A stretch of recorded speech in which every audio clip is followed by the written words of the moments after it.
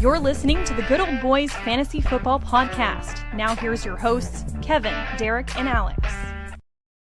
Alrighty, welcome in, ladies and gentlemen, to another episode of the Good Old Boys Fantasy Football Podcast. I am Derek, and joined as always by our co-host Kevin. Kevin, how are we doing tonight? Doing all right. Congratulations to the women's and men's United States national teams winning gold in the Olympics and kind of putting a cap on that for this year. So congratulations to both teams there. I'm excited for the NHL to kind of get going here on the second half of the season. And, notwithstanding, I know a couple guys got dinged up, but the hometown Avs seem to still be healthy. So we're going to see how they plug along here. So other than that, there hadn't been a whole bunch in sports I've been watching.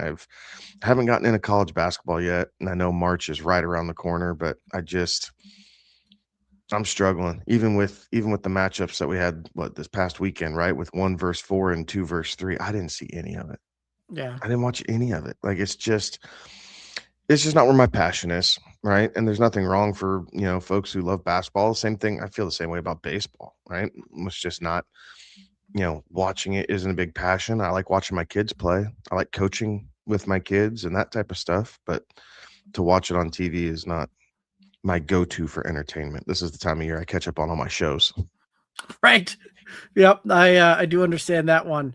I'm kind of in the same boat, right? It's been tougher to kind of tune in, and even with some of these good matchups and all of that going across these different sports, it has been harder to tune in this year for whatever reason on that one, right? But we'll see if that changes, right? But yeah, typically by this point, I've already been tuning in and watching several of the college basketball and really starting to kind of tune up and get ready for the excitement and the madness, and it just doesn't seem to quite be there for me this year. So, yeah, I know a lot of folks are also getting geared up with spring training right around the corner, and the excitement around that, and that also just one of those that just doesn't necessarily blow my hair back. So, yeah, it has been a bit of a tougher one for sure, right? Yeah, even with the Olympics, right? I seem to remember being, much, being younger and being much more into, what was going on with the Olympics, and you're tuning in to even some of the random sports and random events and all of that, and just I don't know that I watched really any of the Olympics this year at all. Yeah, there's always some scandal, right? Judging and ice skating, the whatever political narrative that whatever country is trying to have because they're on some stage that people want to voice their opinion. I mean, whatever. But I think as a kid, the wonder, right? The awe of it is super cool. And I think as an adult, I don't have time for it. I don't give a crap what you think needs to happen politically. I don't care if you agree or disagree or want change and any sort of hierarchy of government. Again, that's not why people are tuning in. You want to talk about that? Go on MSNBC, CNN, Fox, any ABC News. Pick a news channel. I don't care which one. Just pick one and go on there and talk about it till you're blue in the face. If people are tuning in to watch competition and watch sport across all phases of sport, that's what they're tuning in for. And so I don't know. I think the older I get, I don't care what anybody else has to say about it. Stop trying to influence other people. Just do your job. Do what you're really good at. Be happy that you're a national representative and move on. Yeah. So, yeah, it was an, just kind of had that moment looking back where, things are wrapping up, and I go, I honestly don't know that I tuned in for even 5 minutes of any of the events going on and the Olympic Games this time around. So, just kind of had that realization. So, but you know what? You say that, I think I did end up watching 5 minutes of curling when when that was on, because I was somewhere and that just happened to be on the TV and looked up at it. So Yeah. but That's probably what I caught the most of was curling this year. Just when I was out to dinner or lunch with the family or whatever, that happened to be on the TV at a Texas Roadhouse or something like that. So that's what we right, caught. I didn't watch any. right, and it's one of those that it's on, but you're not even really, because you're not hearing it or anything like that. So it's interesting, right? But is what it is, right? And we'll we'll see as things kind of start coming down the stretch here, right? Like hockey, will return from the Olympic break here, and they start getting down the stretch and get ready for the postseason. Same thing with basketball. That'll get going down the stretch. Both professional and college are really starting to kind of gear up and starting heading towards the postseason here. Baseball is going to get started, and for those of you out there that really enjoy those sports, this is your time of year for sure. Um, the NFL's got a little bit starting to kick off here, right? The combine is underway, and we're starting to get some news and notes kind of coming through that. We're starting to get some franchise tag starts happening, and some of those things kind of rocking and rolling from there with the league year going to start here very soon. And we'll kind of go over the news notes and combine thoughts here. We've got a guess the player again this week, which last week we turned up the heat a little bit on Kevin and had some stumpers in there. I'm going to say these ones tonight are also a bit on the tougher side too. So best of luck to you when we get to that part. So any anything else you want to hit up here before we start really kind of diving into some of these news notes and combine talk? No, nothing broad stroking outside of those topics that you just brought up. Okay, awesome. Well, let's go ahead and hop into it, and we can kind of go with wherever you want to go. We can talk news notes. We can talk about combine stuff, and this time, this kind of time of year, right? These early days of the combine, it tend to be more news notes coming out there than necessarily, the prospects and the talk around the prospects and what that looks like. Because this is the time of year where you start getting all of these reporters, beat writers, and there's a ton of coaches, GMs, scouts, all of them in the same place. And stories get shared inevitably on that. So we can go wherever you want to start off with this one. I think first, just the franchise tag stuff, just because that is current. We know at least these teams are intending to sign players, right? So, the Cowboys have indicated that they are going to franchise George Pickens. Yep. The Falcons have come out and said if they cannot reach a long-term deal with Kyle Pitts, they intend to franchise him. They actually did place the franchise tag on him today. Okay. And then the Jets have said they intend to franchise Breece Hall if they can't reach a long-term deal. So, three players with fantasy prowess, right? And it's a lot of money the Cowboys have between two receivers and their quarterback. Like, it'll be interesting to see what they're doing with the cap and what they can get other players to kind of shuffle around to make all that work. And if these players show up, right? Like, the big contention with the franchise tag is, yes, it's fully guaranteed, but it's 1 year. If something happens, injury or whatever, it can diminish what their earning potential is in 2027. I don't like the franchise tag. I wish the NFL had more of a arbitration style like Major League Baseball does, and they can take their arguments to a panel and get it sorted out that way. I don't like how we're, in 2026 and all the things, TV revenue sharing and all, revenue sharing, all these things. And we still have to watch guys get put on a 1-year deal. And God forbid something happened. But if something happens, right, that is detrimental, right? That is generational wealth we are talking about here. Like, I understand the side of the players. I don't want to sign that. I want a 3, 4, or 5 year deal, whatever they're looking for, right? But I mean, finding common ground and getting that deal done because they don't know. Right. Shortest lifespan of a professional athlete is in the NFL. Mhm. Like And most I guys don't make it to their second year deal or second second contract. contract, yeah. So I don't have any issues when this happens. Now, I take note, right? Like we saw this with Terry McLaurin, right? Got franchised, trying to work, or did he get franchised? But they're trying to work on this deal. He was a hold in, right? And so when they don't sign these contracts and they start missing activities and they're not getting the reps and they're not warming up properly, and yeah, they're working off to the side, but it's just a little different. And in too many cases, soft tissue injuries follow. So I think CeeDee Lamb might be one that avoided that, right? He held out with everything for his contract, or when he was franchised, and he showed up and went gangbusters.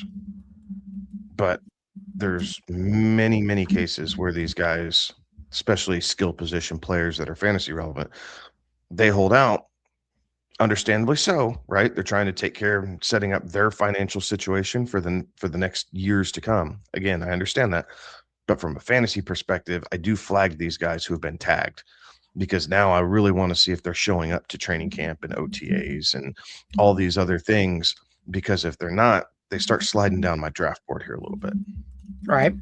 Well, there's, and that's the thing too. There's a kind of an easy way to kind of take care of both sides on this one, right? Like right, there's a lot of these teams that don't necessarily want to sign them to long-term deals because it limits them down the road on just cap flexibility and things like that, or they don't necessarily want to pay the long-term price on that.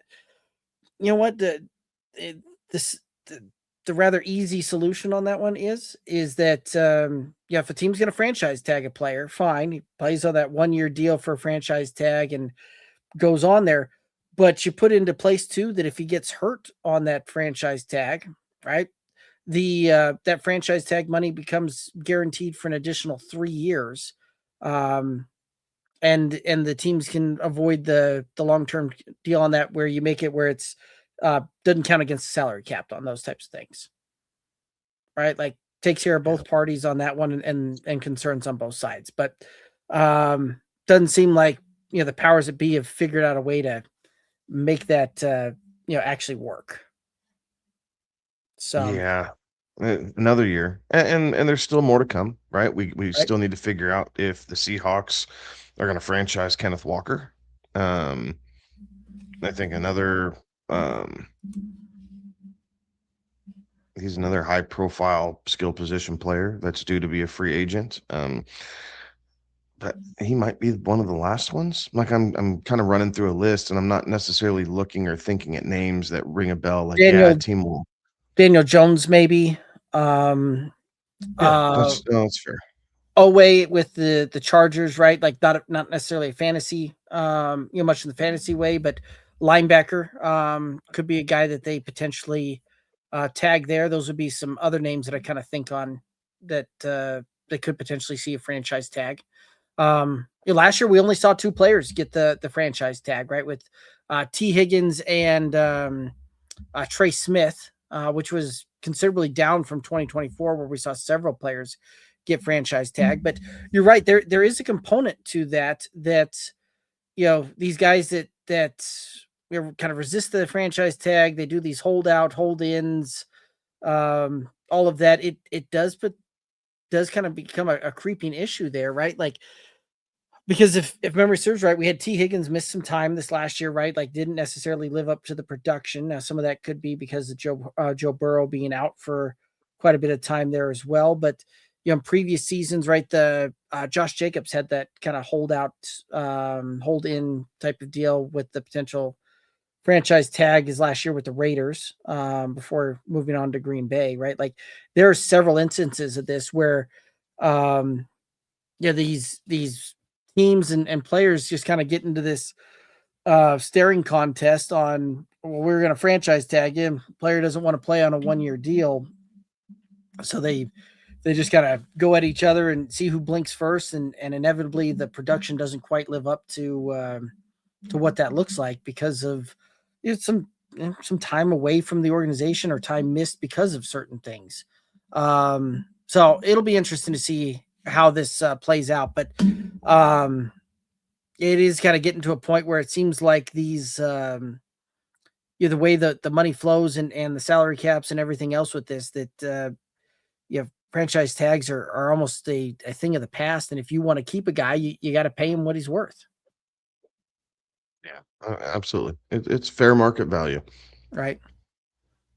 So anyway, but yeah, so far Kyle Pitt's the only guy that's been officially franchise tagged, and there's still a few days left on that one. I believe that they've got up until March 11th, if memory serves right, when the league year starts. So, any other thoughts on this one? No, not on the franchise tag aspect. We'll see if everybody kind of holds through, or if we get some contracts done. I mean, that's entirely possible. So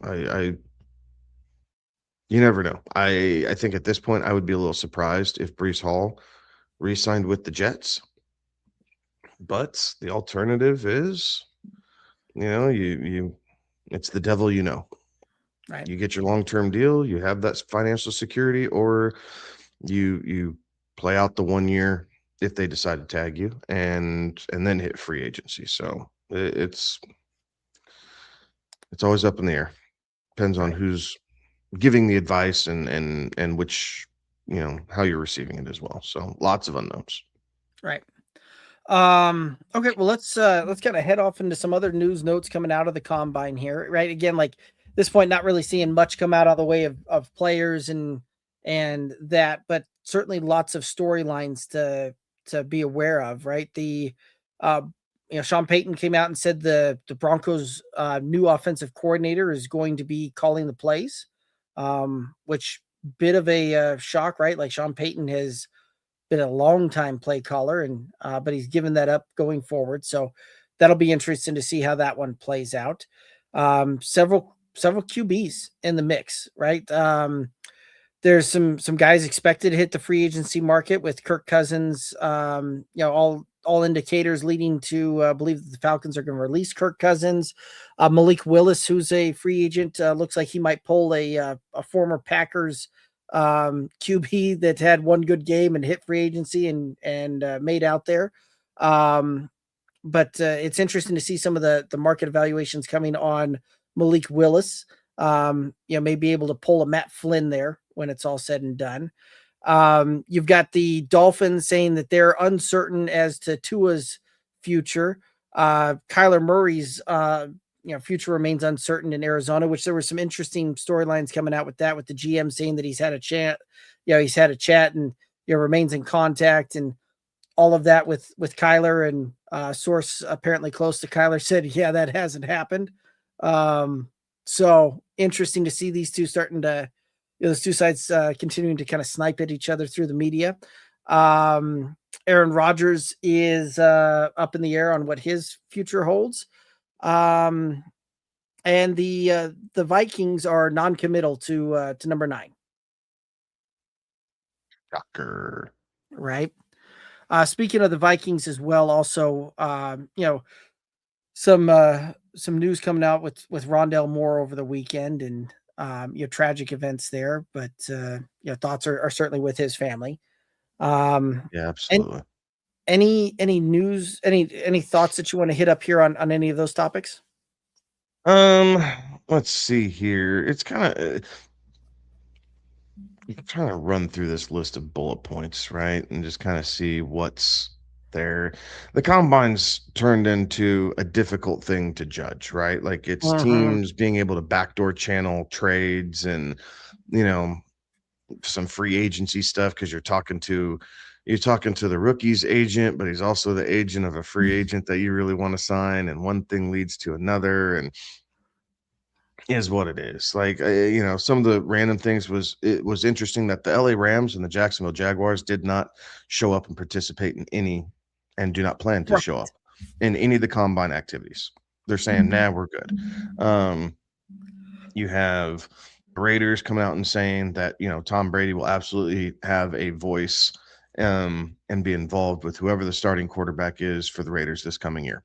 We all expect it to be Fernando Mendoza, but if 12 sees something that he does or doesn't like, it's clear, and that's part of why you bring him in as a part owner, to take that privilege and that knowledge and see what he has to say. So that part will be interesting. A lot of talk around defensive players and this, that, and the other, but honestly, it's been rather slow. We haven't really seen anybody, bust out and do something crazy like we see every couple years at the combine. And that's okay. It just makes it for a little bit slower news feed, and then you start to realize what started at the combine a couple weeks from now is what the ripple effect takes, right? It stays tight and small, close in, and then as you get closer to free agency and the draft and everything else, you start to hear these talks like, oh, okay, they started conversations at the combine, and this happened and that happened, and here's how it all came together. So, not too bad, but there's definitely not a bunch of highlights for us or any other show, right, to be diving in and talking about. And we've never been about the clickbait, so we're not going to make much ado about nothing. Right. So, yeah, it's one thing too that I did kind of see come out, and I don't know that we've really spent much time on this one, but the Arizona Cardinals, right? We mentioned just a moment ago that they they seem to be at odds with their quarterback, and they've got 3 quarterbacks under contract for next year, so it'll be interesting to see what direction they're going there. But the fact that they decided to bring in Nathaniel Hackett as their offensive coordinator, so very interesting to see that that Nathaniel Hackett is still able to find these positions and get hired in with his last couple of stops and last couple of performances we've seen at various roles there. So interested to see a first time head coach bring in a guy to call plays and be the offensive coordinator that hasn't shown a lot of success with it. Yeah, we saw this a little bit with Adam Gase, right? It's the quarterback effect. At least Adam Gase's offense that he was in charge of, right? Like air quotations around in charge of, was record setting, right? Like you had to see if that played out there, right? And if it was just that deal, or maybe you could catch lightning again, right? Like this is a situation where you haven't even seen a cloud in the sky, but you're hoping to catch lightning. Right. No, and yes, absolutely with Hackett. Like this will be the last stop, right? We'll see how it goes. I do not see Kyler and Hackett working well together personally, which I think leads to the at least increased likelihood that Kyler is not going to be the starting quarterback for the Arizona Cardinals this coming season. But stranger things have happened. Maybe he's brushing up on his homework and he's going to be renewed and ready to go to come in there and just lights the world on fire. That's entirely possible. But with what we're gathering through the media clips and the verbal volleyball back and forth, it just does not seem likely at this point. Right. So yeah, I think Tua is kind of in that same boat, right? Like even if he kind of knows that the Dolphins can't really do anything with him. Like no team is going to trade for that contract. And if they decide to cut him, it'll be the closest thing to an NFL death penalty that we've seen. And so as Tua, you're going out there and you're trying to rally behind and be whether it's the face of the franchise or at least the leader of the offense. And he's looking around going, these guys don't even want me here. And you have everybody looking at him going, why is this Joker here? They don't even want him. Like, it's a weird, Right. talk about a weird situation. And for those of you inclined to put a couple units on win totals, I feel pretty certain that the Miami Dolphins are going to be under their projected win total that Vegas has. It just, none of this is looking pretty or, smelling like roses, if you will. Right.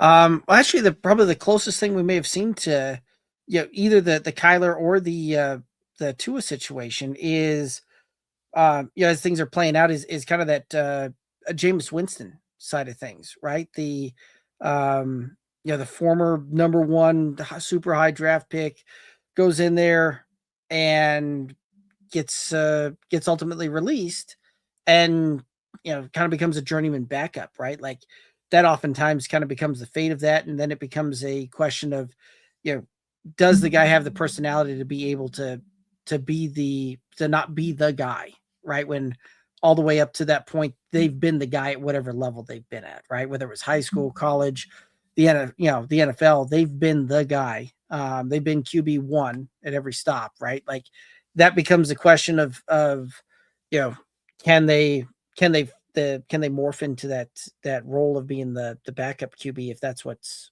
called for, and not necessarily an easy transition for a lot of folks. Kind of looking at the situations as well, right? If it's going to come down to a trade, this is with the contracts that are at play there. It almost has to become a trade like the Lions and the Rams did a few years back, where Jared Goff and Matthew Stafford switched spots, but the Rams had to give up first round draft picks to be able to get a team to take that contract on with Jared Goff, right? And it certainly worked out well for the Lions, worked out well for the Rams, but the question becomes is what other organization out there can be that dance partner for either the Dolphins or the Cardinals if they decide to go that route. Yeah. I know they're exploring options. They've made no bones about it. I think, maybe they're trying to look at what the Broncos did with Russ. But even with what the Broncos did with Russ, it was only like 45 million or 65 million, whatever it was. Like we're talking about $99.2 million in dead cap. Like that is by far would be the NFL record for a single player. But that's why they pay economists and they have money men and shuffling things around. And if they know they're rebuilding, well, the fastest way to hit rock bottom is to force yourself down and then try and build it back up. But I don't know. I don't know how much ownership or the fan base is going to tolerate that. We're very much in a win now society. So, they can say all these things and try and puff piece, hey, we're doing the right things for the franchise. We're going to be back better than ever. But that's a tough pill to swallow as a fan. Like, how do you keep your season ticket holders engaged, knowing that for, the 8 or 9 home games that you get, you might see a win, maybe Right. 2, but that's probably about it. Right. And quite frankly, neither one of those franchises, the Dolphins had some success a couple of years ago, but the Cardinals have been have not had a strong season really since Kingsbury left.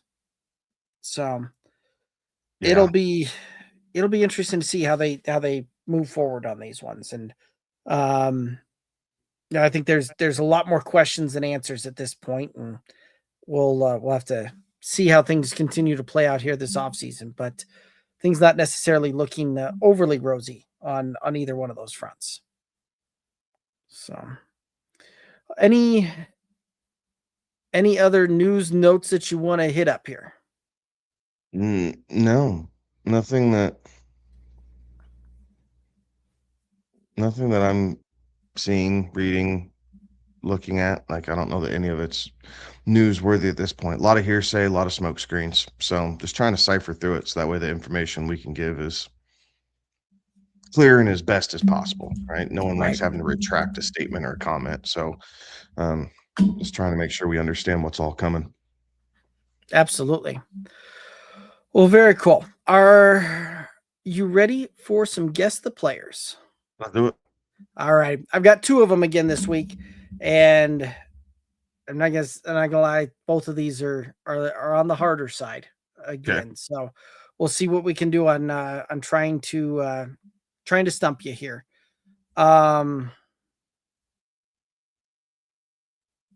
Oh, and the first one, you know what? We're gonna scratch my first one. I got one for you this week.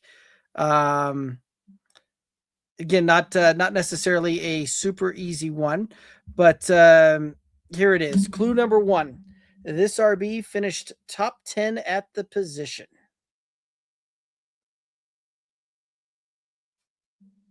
Inside the top 10 at the position. Right? Not much to go on, but it does narrow it down just a touch. Any guesses on that one? Jahmyr Gibbs. Okay, that was a lucky guess.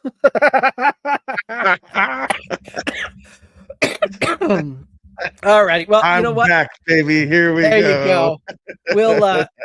We'll go ahead and hit up the rest of these clues as well, right? Clue number 2 was he rushed for over 1,200 yards and averaged over 5 yards per carry. Okay. Okay.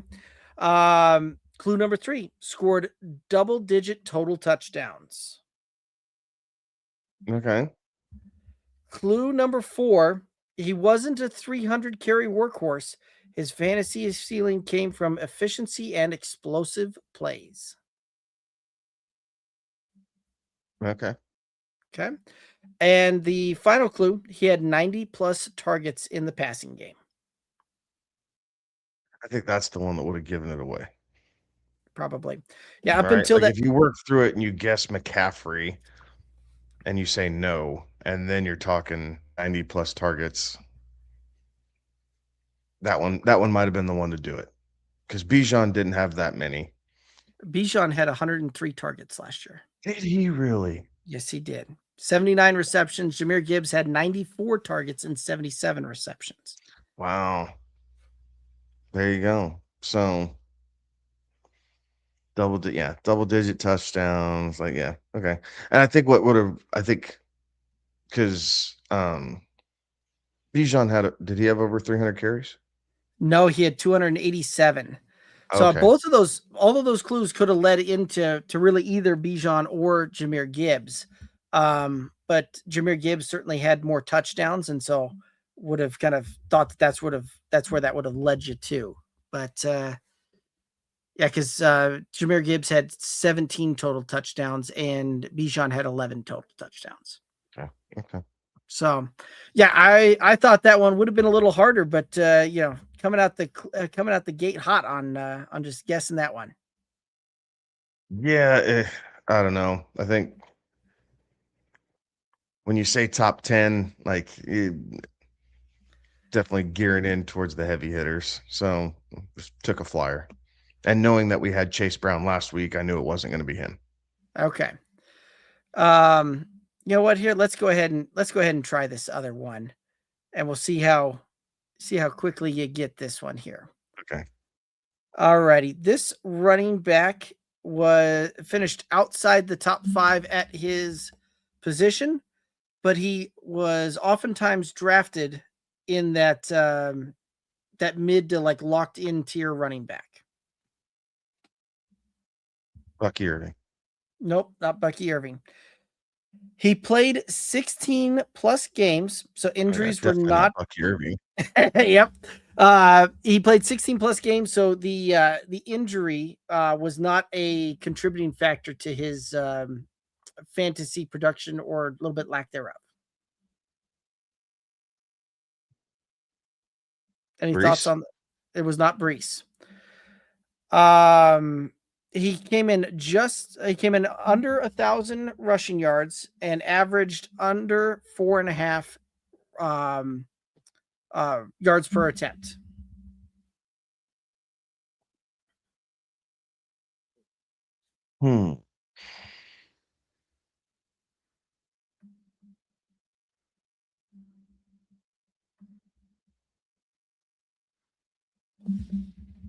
Say that one more time. He had he didn't quite reach 1,000 yards rushing and averaged under 4.5 yards per carry. It's not. Trying to think that top 5 deal. It's not Achan. Nope. He finished outside the top 5 for sure. Yeah. Okay. Next clue. His receiving usage was okay. He had over 30 catches, but it wasn't enough to push him into a true like difference maker in the receiving game.